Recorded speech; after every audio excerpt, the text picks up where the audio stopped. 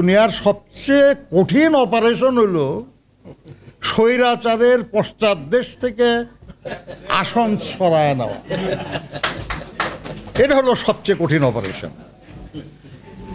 এখন অপারেশন তো আমাদের কারো পক্ষে সম্ভব হবে না, আপনাদের করা লাগবে আর কি, ডাক্তার সাহেব।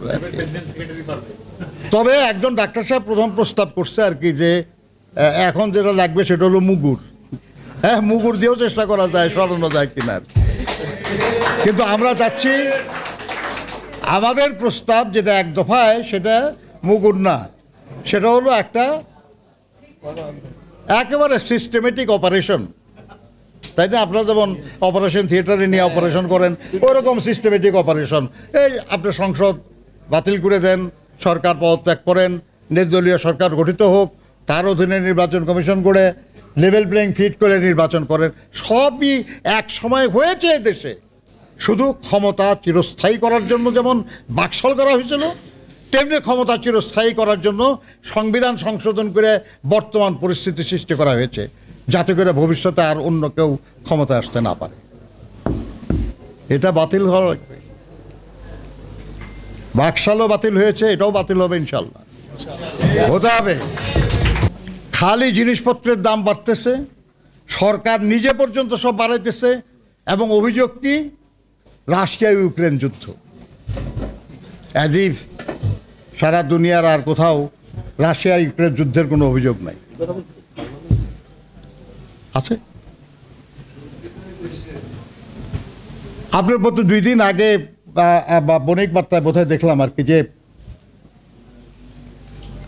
আপনার মুদ্রাস্ফীতি আমাদের দেশে বেড়ে গেছে অনেক।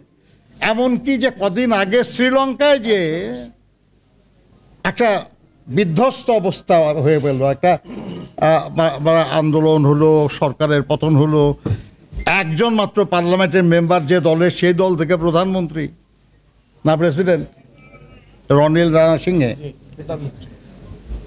আপনি সেখানকার পর্যন্ত আমাদের চেয়ে কম। আমাদের দেশকে ডিজিটাল বাংলাদেশ বানানো হয়ে গেছে, অথচ রিপোর্ট বলছে যে আমাদের দেশের ইন্টারনেট স্পিড এই গোটা দক্ষিণ এশিয়ায় একমাত্র আফগানিস্তান আমাদের চেয়ে কম, আর বাকি সবার স্পিড আমাদের চেয়ে বেশি। ডিজিটাল চুরি আর ডিজিটাল লুট নিশ্চয়ই হচ্ছে। এ থেকে মানুষ মুক্তি চায়, মানুষ পরিবর্তন চায়, এদেশের মানুষ মুক্তি চায়। আমরা মুক্তিযুদ্ধ করেছিলাম তো সাম্যের জন্য না, সাম্য হবে। কারণ পাকিস্তানিরা আমাদেরকে শোষণ করছিল। 2 পাকিস্তান, অর্থাৎ পশ্চিম পাকিস্তান পূর্ব পাকিস্তানের মধ্যে পাহাড় সমান বৈষম্য করা হয়েছিল বলে আমরা তাদের বিরুদ্ধে লড়াই করলাম, যুদ্ধ করলাম, লাখো মানুষ জীবন দিলাম, মা বোনরা ইজ্জত দিল। কোথায় সেই সাম্য?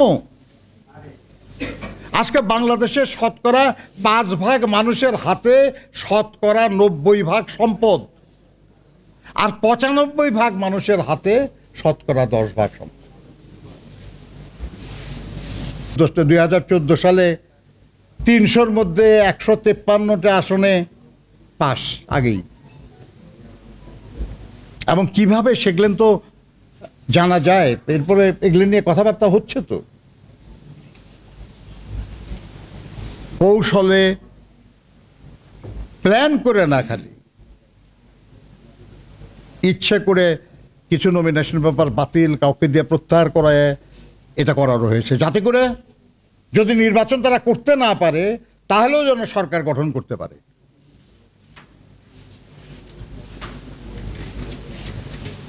আর 2018-তে কি হয়েছে আমরা সবাই জানি।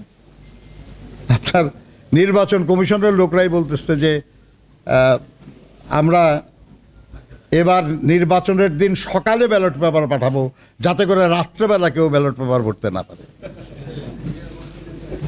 তারা সবাই স্বীকার করতেছে। এখন জাতীয় পার্টি, তাদের বন্ধু, তারা বলতেছে যে আমরা নিজেরাই তো করছি এটা, রাত্রেবেলা ভোট।